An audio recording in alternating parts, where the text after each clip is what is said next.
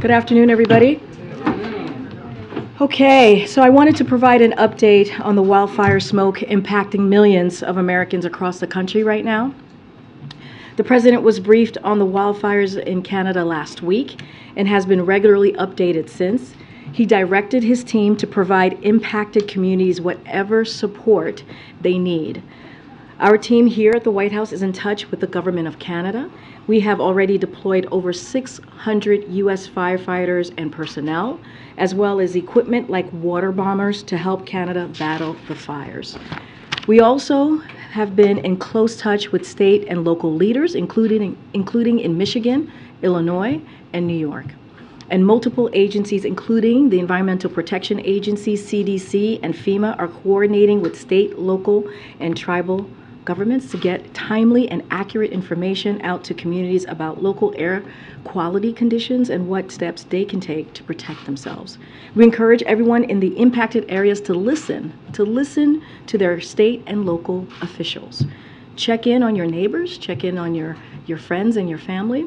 Take precautions, especially if you have health conditions. You can also go to airnow.gov. That's AIRNOW.gov. Again, that's airnow.gov to get real-time information about air quality and precautions you can take. Or download the app, the AirNow app, from the App Store as well. You are able to do that. Now, I know for many communities out west, this is nothing new. They experience this every year, but it is certainly getting worse. It is yet another alarming example of the ways in which the climate crisis is disturbing our lives and our communities. That's why from day one, President Biden rightfully recognized the climate crisis, climate change, as one of the four crises facing our nation as he was coming into the Oval Office after being inaugurated, and why he made tackling climate change one of his top priorities and has done historic investments in doing just that, move forward with historic policies. And so with that, I'll go to we'll continue to keep up and continue to get updated on what's happening. So the next thing I have here is I also wanted to take a moment to highlight important progress states are making with President Biden's full support to make our communities safer from gun violence. Over the past week, Connecticut, Vermont, Colorado, Hawaii have all enacted common sense gun safety bills that will save lives. And here are a few examples. That's what's happening in those particular states. In Connecticut, Governor Ned Lamont signed a gun violence prevention bill that will strengthen safe storage requirements, close loopholes in the state's ban on assault weapons, expand accountability for gun dealer, and more. And in Colorado, Governor Jared Polis signed a law cracking down on unserialized firearms known as ghost guns. This progress comes as 10 states, and including D.C., have now passed statewide assault weapons ban.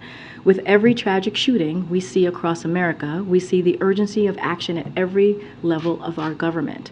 The President thanks and applauds the advocates and state leaders who work tirelessly to enact these latest gun safety measures and continue to urge others to follow their lead, and Congress to act at the federal level. Today, the Council of Economic Advisors released a blog showing grocery inflation is indeed slowing, with prices of eggs and produce such as vegetables and fruit falling in recent months. As you know, grocery prices rose because of the global supply chain bottleneck and unforeseen supply shocks like avian flu and war in Ukraine, and also poor weather. As we've worked to address those bottlenecks and supply shocks, inflation for groceries is indeed cooling. Of course, we still have a lot more work to do, as you hear from us, from this administration, which is why the President's team is responding quickly to avian flu outbreaks among bird populations, increasing competition in meat industry, and strengthening supply chains that were weakened by COVID and Putin's war in Ukraine. And finally, I'd like to make an announcement that the President will welcome Jens Stoltenberg, Secretary General of the North Atlantic Treaty Organization, also known as NATO, to the White House on Monday, June 12th, to discuss the upcoming NATO summit that's going to be occurring in Lithuania. President Biden and Secretary General Stoltenberg will review preparations for the summit, including the work to further strengthen allied deterrence and defense, build on the 2014 Whale Summit Defense Investment Pledge, and deepen NATO's partnership. They will also discuss ally support for Ukraine in the face of Russia's brutal war of aggression. With that, good to see you. Good to see you. First on Ukraine, does the administration have any better insight on who or what caused the collapse of the dam? So look, we're still assessing what happened. We are indeed in touch with the Ukrainians. It is the damage, obviously, and the devastation that we're seeing is heartbreaking. We will do everything that we can to help the people of Ukraine, certainly. But I'll say this, and you've heard us say this before, just yesterday, Russia has no business to be there in the first place. And, Russia, this dam was under Russia's control, and they bear responsibility for the destruction caused by this war. And we will do everything that we can to support the people of Ukraine at this difficult time. And if I could just ask on the smoke, is the White House, and particularly the president, taking any sort of further precautions just for your own personal safety? And is this going to change at all? I know earlier today, at least it sounded like tomorrow might be worse in the Washington area, and there's supposed to be a big event on the South Lawn. Is anything being changed up at the White House as a result? In regards to the Pride event, as you just mentioned, Amr, which is going to be on the South Lawn tomorrow, I don't have any logistical updates to share at the moment, but of course we're going to continue to monitor the situation, just don't have anything to share at this time. As far as if we're going to be changing our approach here at the White House, we just don't have any changes and updates to report at this time. Just, I guess, to follow up on that, has the president been advised to wear a mask if he's outside, given that the D.C. air quality is code red today? No, I'm aware that the D.C. Quality is code red, and I would, and for folks who are watching at home or at work, you can go to the EPA, the EPA website, and there's a map of what your area, what code color your area is.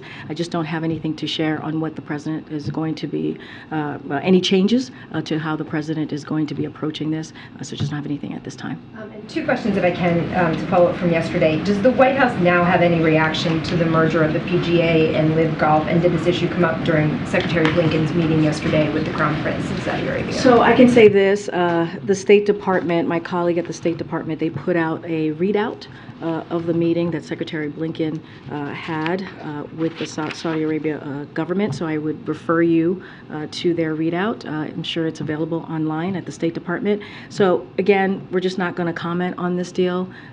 We're going to let the two parties speak for themselves. What we're going to focus on from here is we're going to continue to meet our commitment to the American people at home and abroad, and certainly that includes the Middle East as well. We're just not going to comment at this time. One more try at this. Some Senate Democrats are not really happy with the announcement of this merger. The Senate Finance Chairman Ron Wyden said they're going to launch a comprehensive investigation into this. He said it looks like a cash grab plan, plain and simple, and it raises troubling questions. Does the White House support Senate Democrats doing that investigation? We're just not going to comment. The House, the Congress is going to move forward the way that they are going to move forward. It's co-equal government, as you all know. I just don't have an assessment on this. I don't have a comment on this. This is a private entity, and we are being consistent here on not commenting on the actions of or mergers of private entities. Thanks, Karine. Does the White House have a position on whether Florida sending migrants to California or any other state, for that matter,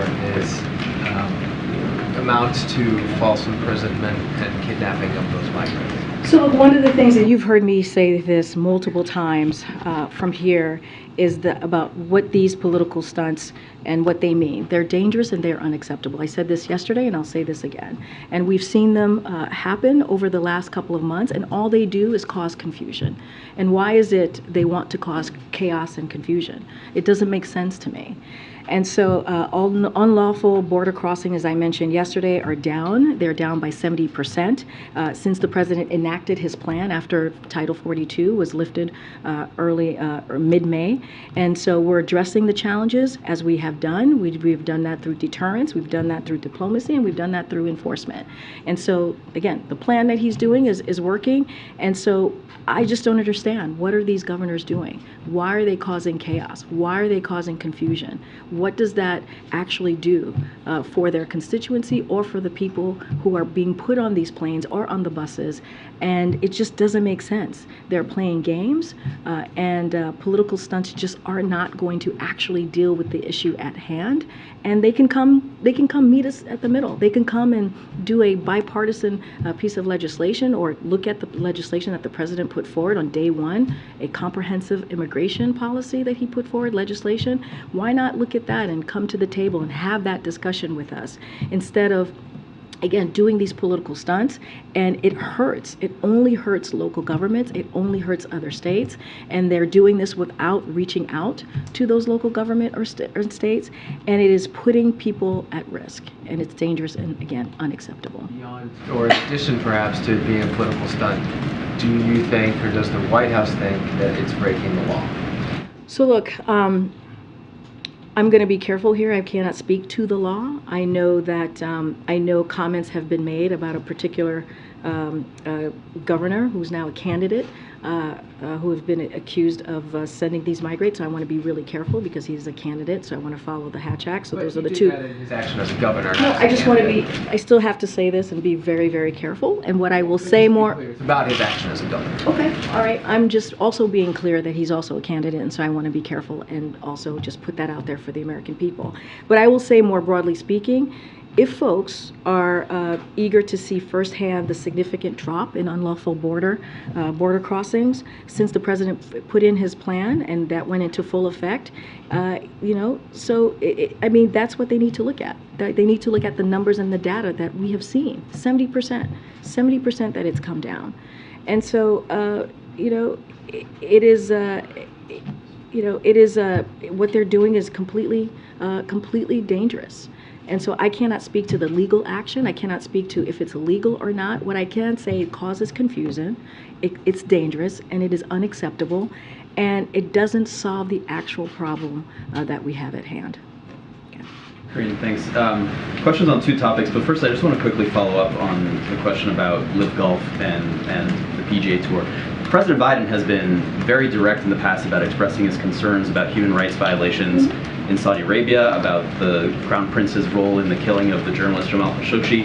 Do you really mean to say that you have no comment on this massive investment by Saudi Arabia taking a huge foothold in one of the U.S.'s biggest sports? Well, we've been very clear. When it comes to mergers, when it comes to a private entity, we do not comment. I mean, that is not unnatural. That is not uncommon from us here at the White House. Look, when it comes to human, let me finish. Let me finish. When it comes to human rights, we have been very clear. This president has not shied away on calling that out. And he's done that with Saudi Arabia. He's done that with other countries. We've been very clear about that. We will speak out. We do not shy away from that.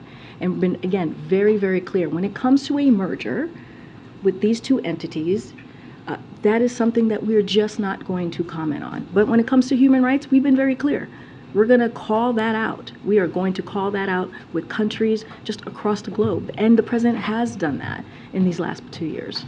Okay. And then in terms of first topic, dock workers are disrupting operations at major West Coast international ports over a labor dispute. The National Retail Administration is calling on the administration to intervene in negotiations to solve that labor dispute.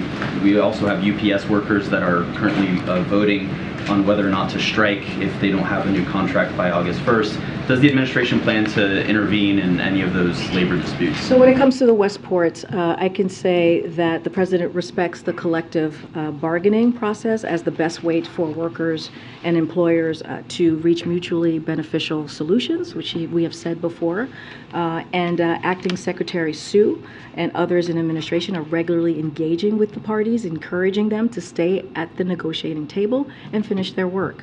But the path forward is for the support workers and their employers to resolve the negotiations so that workers get the wages, benefits, and quality of life that they so deserve. And so that's what we're going to continue to call for, asking both parties to come to the table so this can be dealt with. As it relates to the UPS, we're of course aware of the strike authorization vote that occurred, which is not a vote to go on strike. But again, to be clear, strike authorizations votes sometimes occur during collective bargaining to demonstrate the solidarity of the union members in support of their negotiation team. So we're hopeful the parties can reach an agreement and satisfy both sides.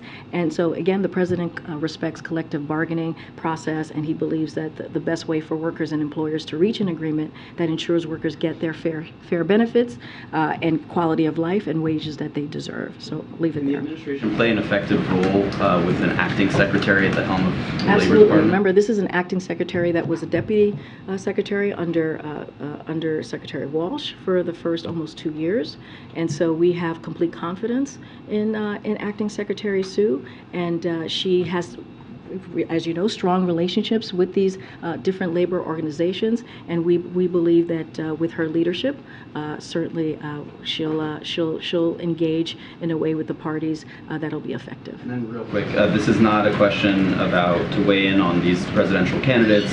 I understand you're going to respect the Hatch Act, but in terms of the president's schedule and how he's been monitoring this, we have 3 new candidates for president in the Republican race: Mike Pence, Chris Christie, Governor Doug Burgum.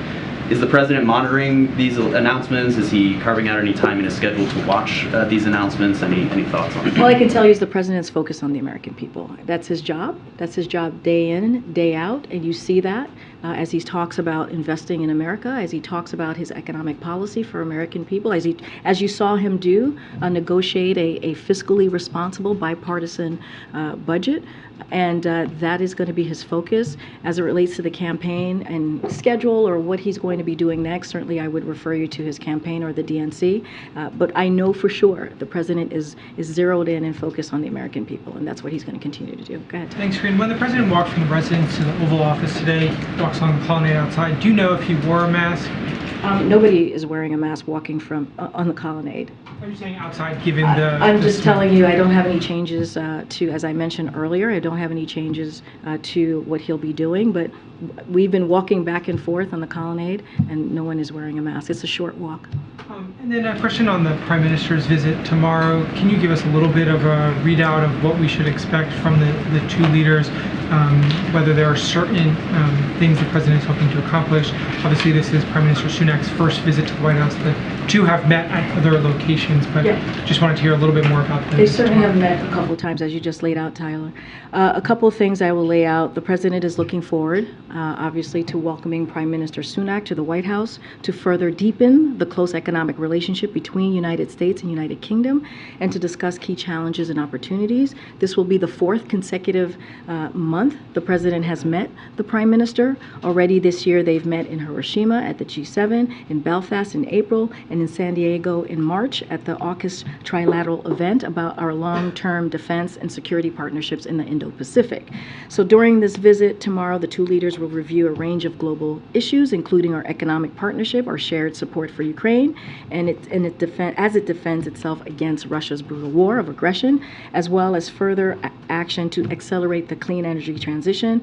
The President and the Prime Minister will also discuss the joint U.S.-UK leadership on critical and emerging technologies, as well as our work to strengthen our economic security. They will also review developments in Northern Ireland as part of their shared commitment to preserving the gains of the Belfast Good Friday Agreement, and certainly we will have more to share and a readout once their meeting occurs and ends tomorrow.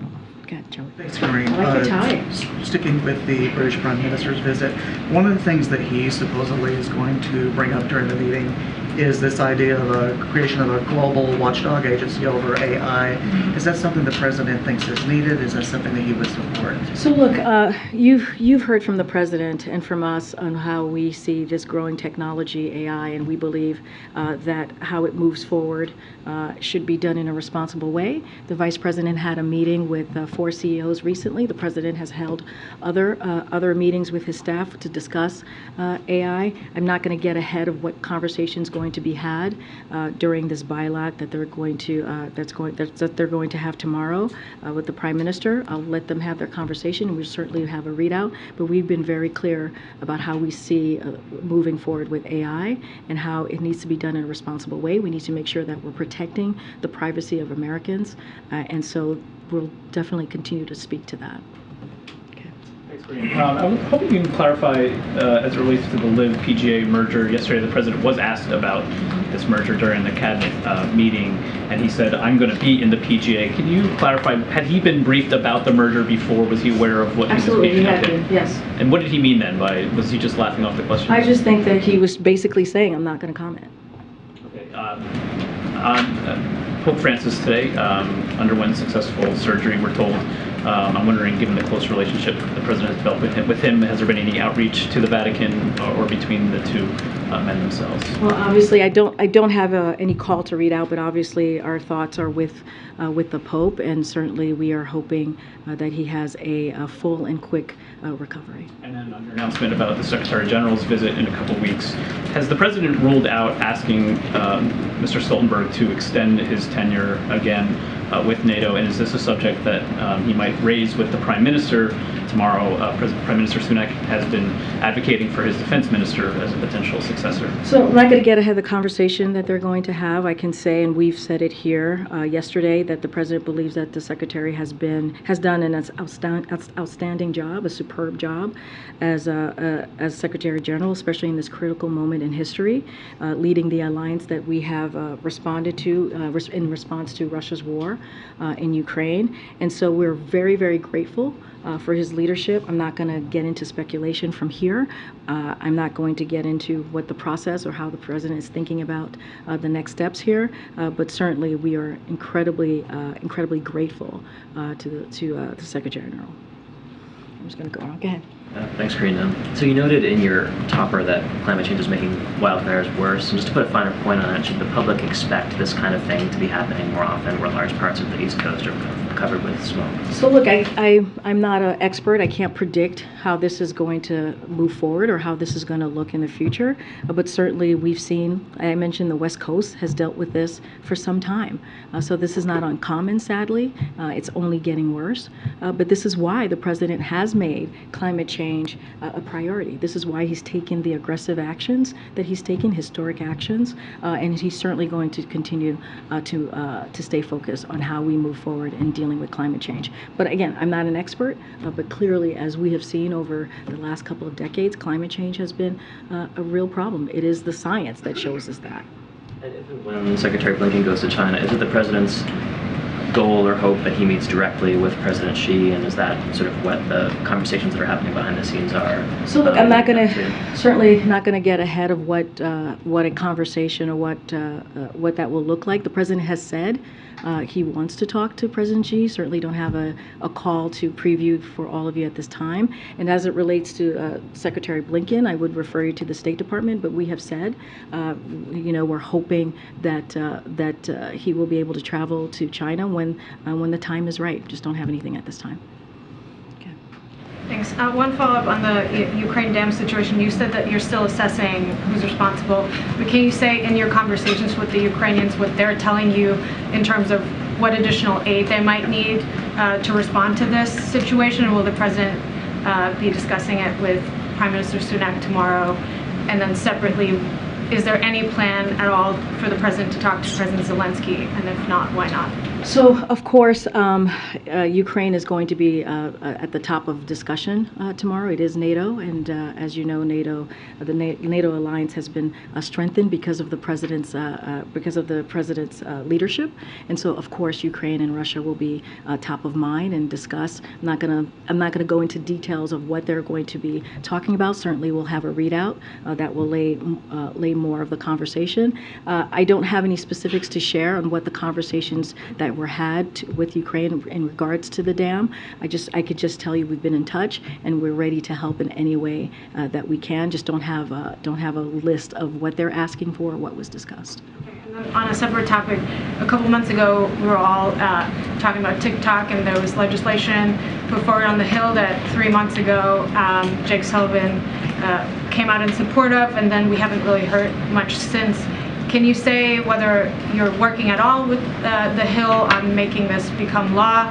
Are you working with the Senate, the House, or have you sort of given up on any authority to restrict TikTok and other apps that you think are So look, harmful? certainly this is important to the president, to the administration, this type of legislation that Jake talked about a couple months ago.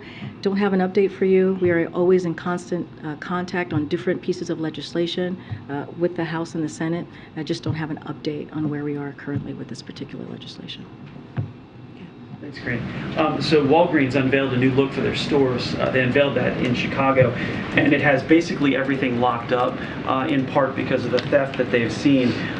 Recent study shows that 50% of retail workers have seen some sort of retail theft, and another nearly 50% are afraid to go to work. So is the president aware of retail theft, and how come the problems become so pervasive under his tenure? So look, what I can tell you is, unlike congressional Republicans, the president has taken action. He has taken action to deal with the crime, hiring police officers. You've seen that from his actions that he's taken to cut crime.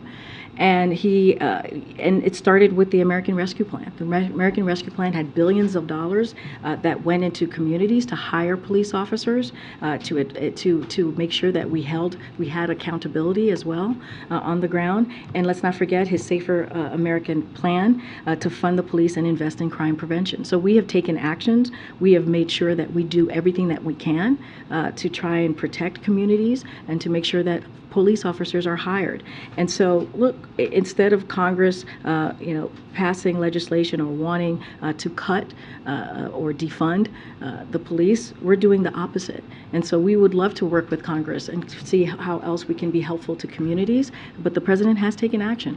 Again, the American Rescue Plan, the Safer Communities, America Plan, and he's going to continue to do what he can to make sure that we keep communities safe. I want to ask you quickly about the visit tomorrow. The United Kingdom left the EU in 2020. The UK remains our closest ally, or one of our closest allies, as you said.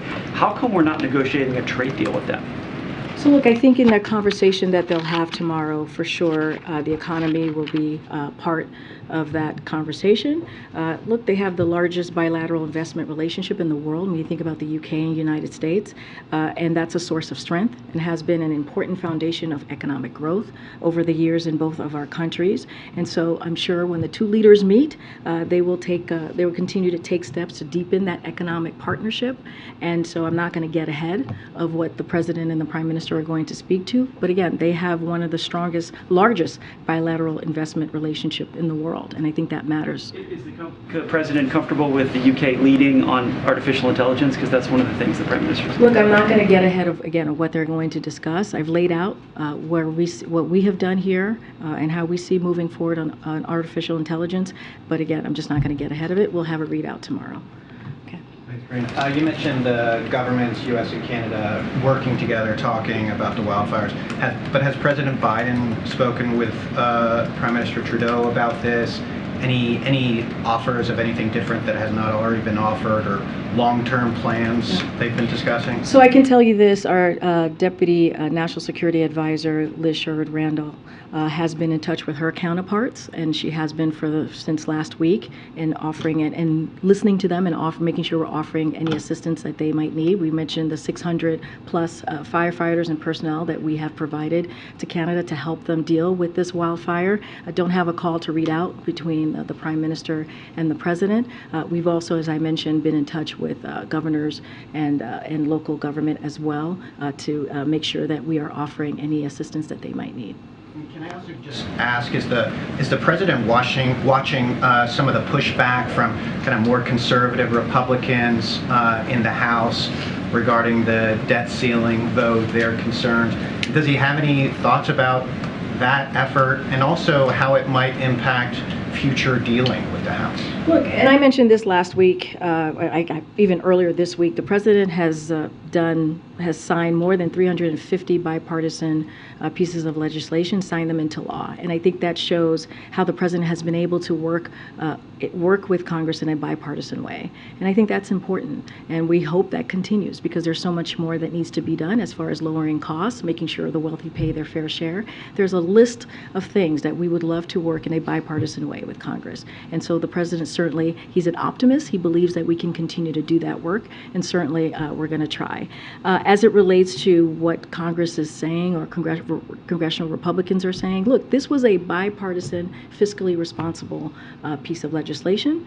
It was important to the American people. We believe they are the ones that won because we were able to protect some of the programs that they truly need just to make ends meet. We're able to protect all of the historic pieces of legislation that the president put forward to deal with an economy that doesn't leave anybody behind. So the president is very proud of what he was able to do with Speaker McCarthy and the other leaders, and we hope that type of bipartisanship continues. Certainly, I'm not going to get into hypotheticals on how that's going to look down the road, but we have a record. We have a record in the last 2 years to show that we have been able to get that done.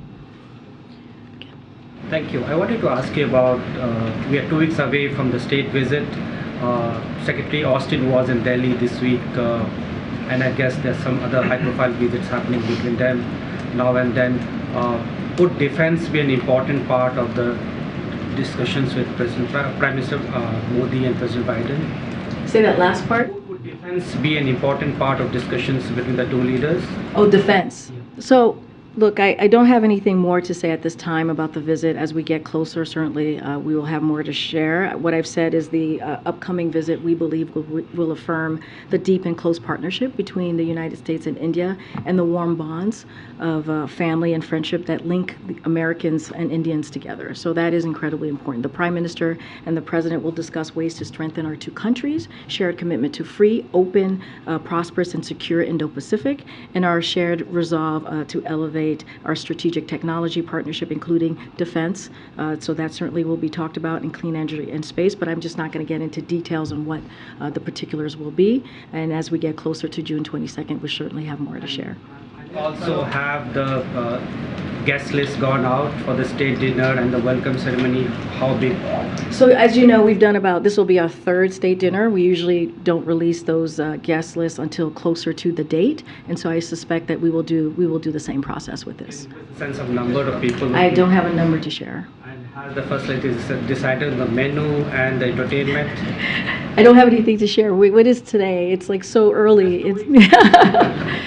We still have about 2 weeks left, and that's plenty of time. And that's like multiple years in these types of administration and presidential administrations. So as soon as we have more to share, we certainly will. But I wouldn't expect that it will happen before the week of the actual event. Okay, John. Thanks a lot, Karine. Yesterday, the World Bank issued a report in which they indicated that the global economy is slowing down dramatically. They're forecasting an annualized rate of growth of just 2.1% for this coming year.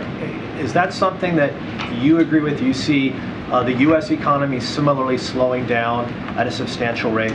So I haven't seen the report. Certainly I have to talk to our economist about the report that you're speaking to. What I can share with you is what we're doing here and how we think it is going to be important to strengthening the global economy, right? In making sure that the debt limit was dealt with. I think that was an important way to dealing with the global economy, having a bipartisan, important budget negotiation that was clearly signed into law. That is incredibly important, making sure we're protecting jobs, protecting retirement accounts for Americans, which is what the president was able to do, making sure people stay on their health care, and protecting other incredibly important programs like veteran programs, for example, Social Security, Medicare. So because of the work that this president has done the last 2 years and just most recently, we are in a better place with our economy, with the American economy. I would have to speak to the economist about this particular piece of data that you're sharing. The economy's been incredibly resilient. Do you expect that to continue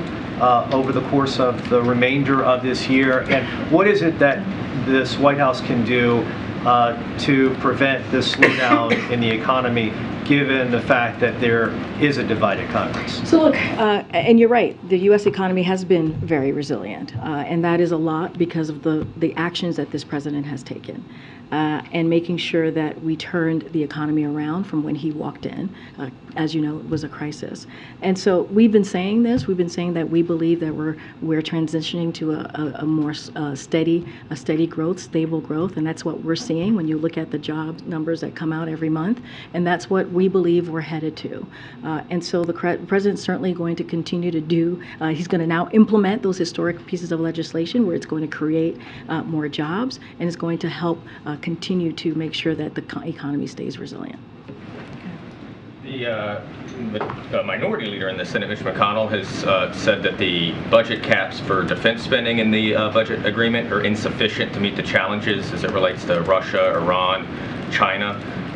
Does the president share those concerns, and does the president intend to submit any sort of supplemental spending package as it relates to either bumping up defense spending or specifically providing additional military assistance for Ukraine? So as the president said last week, and I'll quote him, he said, if there's any existential need for additional funding, I have no doubt we'll be able to get it. That's what the president said when the budget agreement was done. We have been grateful for the widespread bipartisan support for Ukraine and expect that to continue.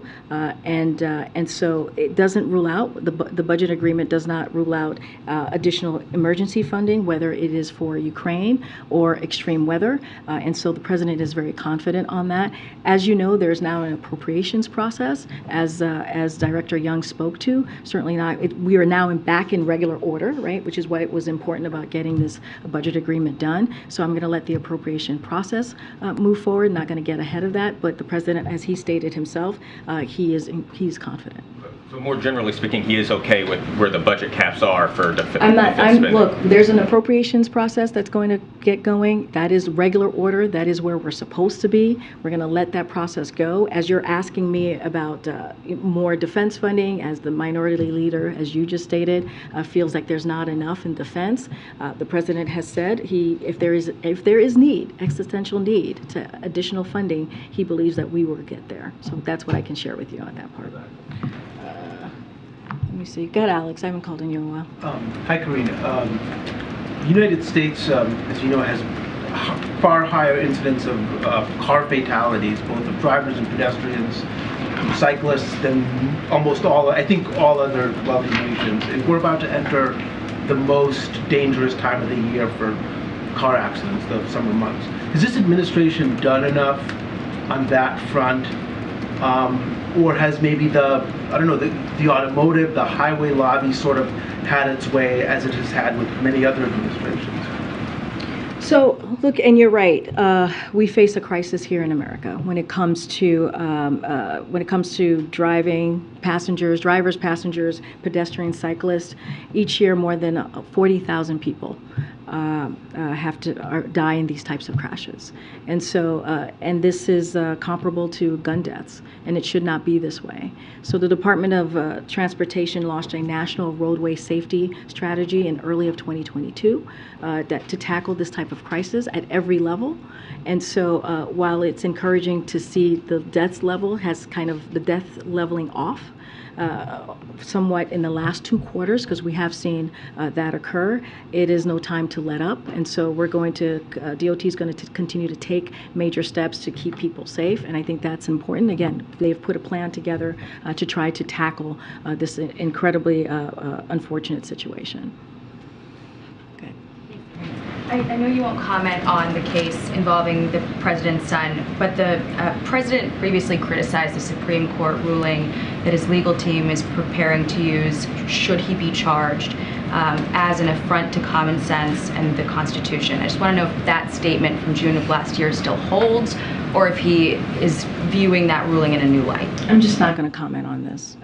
And on the merger, the Wall Street Journal editorial board said this is more than just a private deal. It's really about MBS sort of thumbing his nose at the president.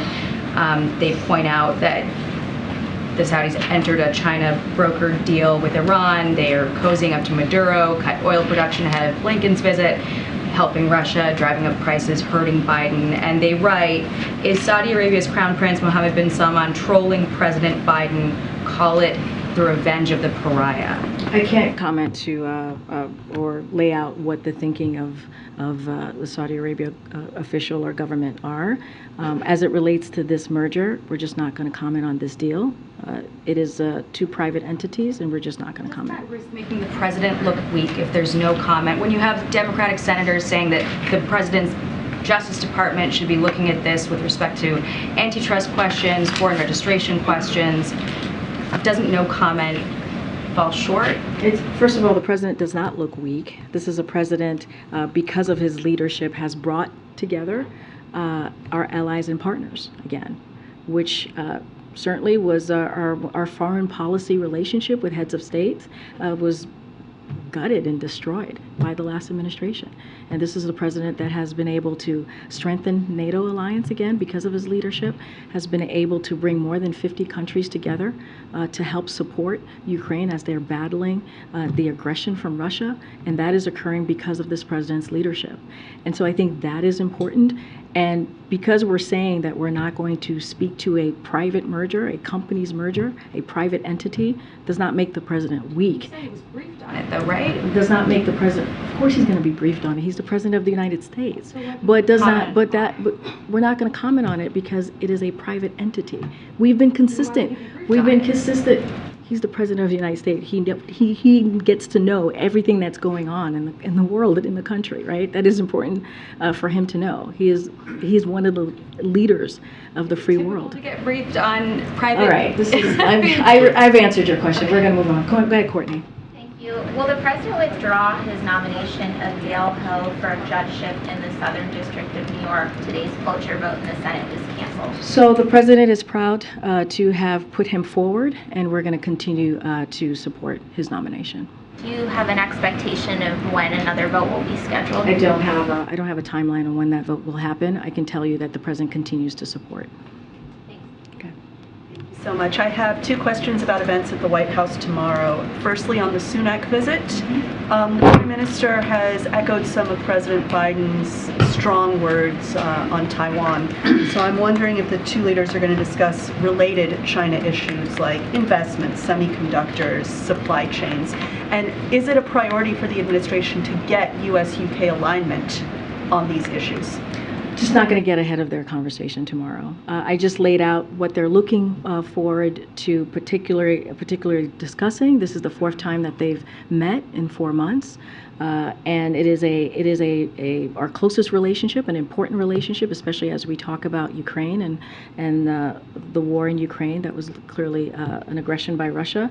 I'm just not going to get into specifics of what they're going to speak about. I talked about the economy, I talked about Ukraine, and clean energy, which is going to be incredibly important, but just not going to go into any more specifics, and we'll certainly have a readout.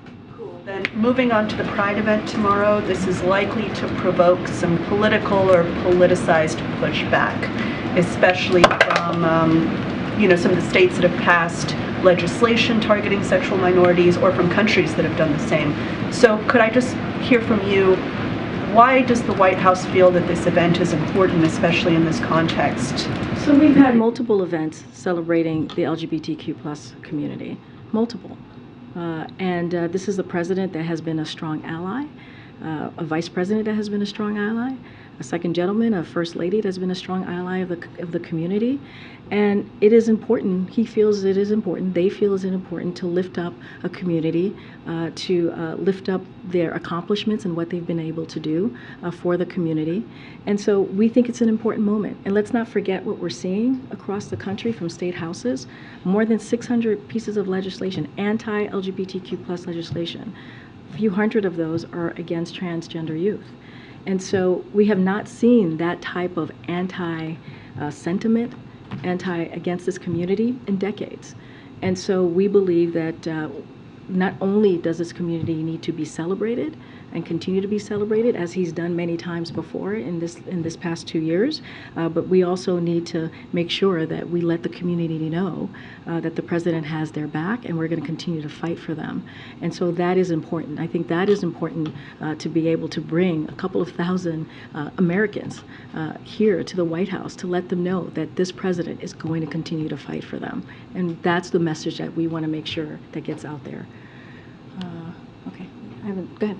Oh, on the issue of asylum seekers arriving in New York, recently Governor Hochul and New York City Mayor Adams, press called upon the federal government, the Biden administration, to somehow work on relaxing some of the work permitting requirements, easing restrictions so that some of these asylum seekers can get their work permits before this 6-month waiting period. I'm wondering if the White House has any update on that, any, just stance on those discussions? So I don't have any updates on the work requirements. I know that's been in the news for some time now. What I will say is that we have had direct communications and conversations with these interior cities and states who are dealing with an influx of immigrants in their city and in their state. And we've had multiple conversations, not just with New York, but also Chicago and other interior cities and states. And what I will say is that we have offered assistance and resources. I have announced, and it's been announced not just by me, but by DHS, the more than 200 million, I believe more than 300 million of resources to those particular interior states. And also, I have even said this yesterday, that a large piece of that has been provided to New York. And so we're going to continue to have those conversations. We're going to continue to assist the best way that we can, as we have been doing for the past several months. Go ahead, Owen, in the back. Good afternoon, Karine. In Chicago, over Memorial Day weekend, over 50 people were shot, several killed in separate incidents. And I know that you've discussed the action this administration has taken to try to reduce gun violence, but I want to know what the president has to say to individual Chicago residents living in neighborhoods where bullets are flying and can't wait for laws to take effect. What the president would tell that person. We will say that we are doing everything that we can to make sure their communities are safe. And the president, and it's not just our words, our actions show that. The president signed into more than 24 executive actions to deal with gun violence. And the president has also continued to call on Congress to take additional action. We are very proud of the bipartisan piece of legislation on gun violence to fight gun violence that was signed just about a year ago. And that was something that we had not seen in 30 years. And because of the president's leadership, we were able to get that done. The president also has made clear that Congress needs to do more. And so he's taken action, and certainly our hearts go out to families or individuals who have lost loved ones. It is devastating to see when you hear a statistic where guns are what is taking the lives of our children, the #1 killer of our children. That's devastating to hear. That is something that the president wants to prevent and wants to deal with, which is why he took those actions. So we're going to continue to call on Congress to take action, and I will say, and we'll be very loud about that and very clear about that. And I will also say again, our hearts go out to folks who have lost loved ones to gun violence. Go ahead, Brian. I wanted to ask about Ukraine and NATO. The British Prime Minister, Rishi Sunak, last week said that Ukraine's rightful place is in NATO. Will this be something that the two discuss when they meet tomorrow? Look, I'm not going to get into specifics of what's going to happen. Again, I know you guys have asked me a couple of questions, but our commitment to NATO's open door policy stands, and so just not going to get ahead of that. Given the meeting tomorrow and that the NATO Secretary General is going to be here on Monday, is President Biden thinking about a renewed push toward Ukraine's admission into NATO? I mean, nothing has changed of how we've answered this question before. An alliance decision is between the 31 allies and an aspirant country. That's how it's dealt with. There's a process, and there's an open door policy. That's what we support. We've supported that for some time now, but right now we are focused on making sure that Ukraine has everything that it needs to fight Russia's aggression. And And you heard us just about last week announce another PDA of $300 million. We're going to continue to do that every other week or so and continue to show our support for Ukraine, whether it is aid or systems. And we've done that the last 15 months. And so we're going to do everything that we can to support the Ukrainian people as they fight in an incredibly impressive and brave fight. All right. Can I just clarify one thing? You said repeatedly here that the White House didn't want to comment on a private entity. A quick search back through briefings in recent months finds that you commented on J.P. Morgan's merger or purchase of First Republic, and then you were asked last November about Elon Musk buying Twitter, saying we're going to keep an eye on that decision. Does the decision to not comment today have anything to do with the fact that the Secretary of State is in Saudi Arabia right now? No, not at all. Not at all. We're just not going to comment on this. And look, I also said with the Elon Musk, I also said the same thing that I said today, is that we're not going to comment on a private entity. I actually said those words as we talked about Elon Musk and Twitter. And so that's going to continue. We're not going to comment on this. We're going to focus on the American people. We're going to focus on what their needs are as it relates to American families and as it relates to abroad and also the Middle East as well. And so that's the president's focus right now. But I've always been very clear. We just are not going to comment on any types of mergers. And I know you pulled out those specific things, but I also continued and said I'm just not going to comment on mergers or private entities. Over LGBTQ, but go to Saudi Arabia where gays are being killed. You have to stop the discrimination.